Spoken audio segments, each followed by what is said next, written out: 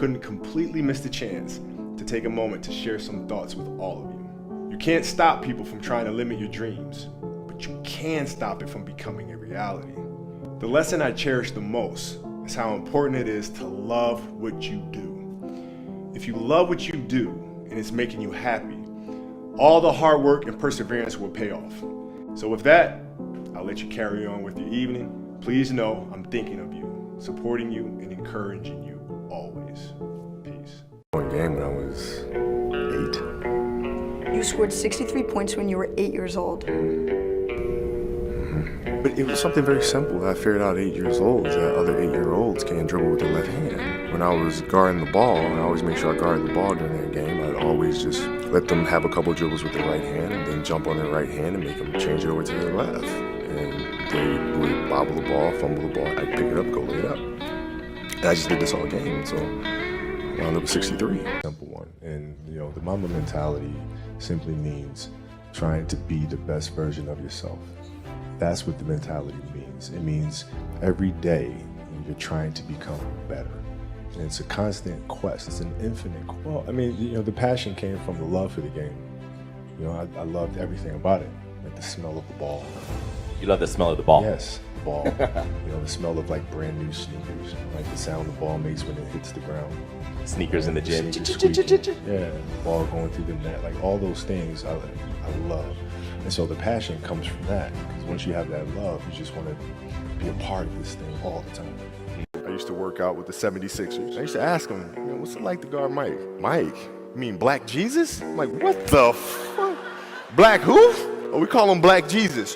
Or you can call him Black Cat. I'm like, I'm gonna call him fucking Mike. That's his fucking name.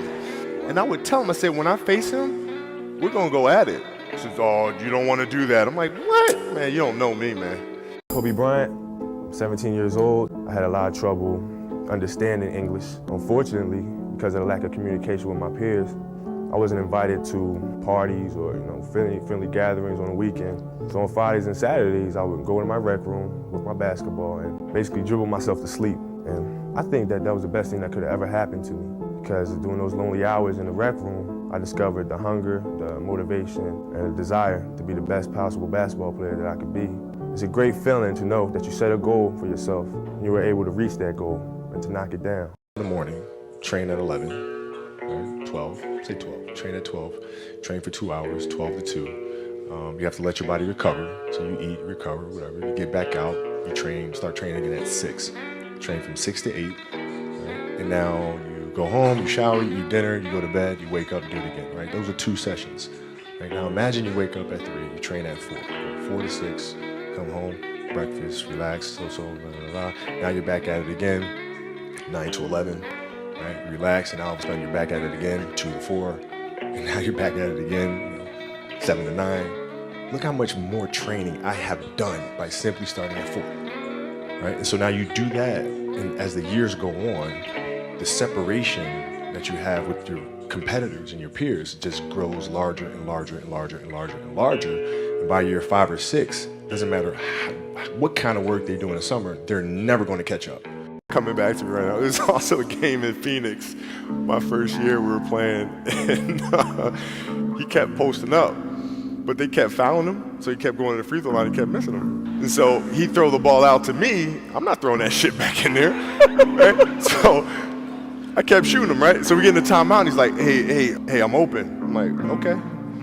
And so we go out, and same thing, hey, I'm open. Okay. There you go. Come back in, hey, dude, you got to throw me the ball. I said, man, fuck that. Get it off the rebound if I miss, bro. You told him this. First year, 18 years old, man, 18 years old. And I must have been out of my damn mind. Smile out of you, you're up 2-0. What's the story? Are you not happy, or you're only half happy, or? Still to be happy about. You're up 2-0. Job's not finished. Job finished? I don't think so. Okay. Individually for you. Just got one more to Shaq.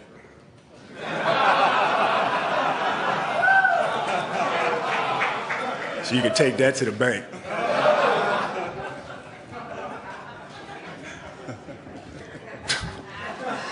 You know how I am. You guys know how I am. I don't forget anything. Were you trying to get more championships than me? Oh, absolutely. You were? Absolutely. And I knew you were going to get one. I knew you were going to get one because of the energy, going into Miami and D-Wade and everything that was there. I knew you were going to get that one. So I knew I had to get at least 2 or 3. I wanted you to get that because I needed that. I wanted that. Like, I wanted people to say, see, this is what they're missing here. This is what they gave up for, right? Kobe should have been the one to go. Now he's in Miami. I needed that. I wanted that. I wanted everybody to hate me. I wanted to fuel off of that and just come back with so much anger and so much vengeance. So I wanted that. So when you won, right after you won, I went out to the track and I ran. Known for being an asshole to his teammates, but Coach Phil Handy says Kobe told him the real reason that he was this way. Take a listen. I asked him one time, Matt, I said, man, why are you such an asshole? I asked him that. And he said, you really want to know? You know how he was. And he said to me, he said, Phil, man, some of my teammates don't understand the work.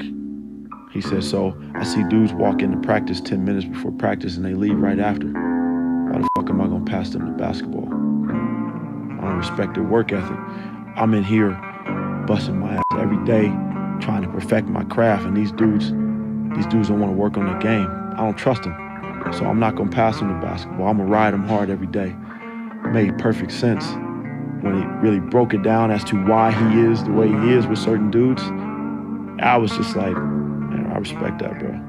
Scared the shit out of one of his teammates. One late night in the early 2000s, Lakers guard Jody Meeks went into the practice facility to get some nighttime work in. Nobody was usually in the facility at this time, and he checked around to see if anybody was there, but nobody was. Jody went onto the empty Lakers hardwood, and with barely any lights on in the practice facility, he began his workout, which lasted around 2 hours. When he finished, he went into the locker room to shower, change, and get ready to go home. Right when he was about to leave, Kobe suddenly walked in and gave Jody a mini heart attack. Startled by Kobe's unexpected presence, Jody asked him, "You were here?"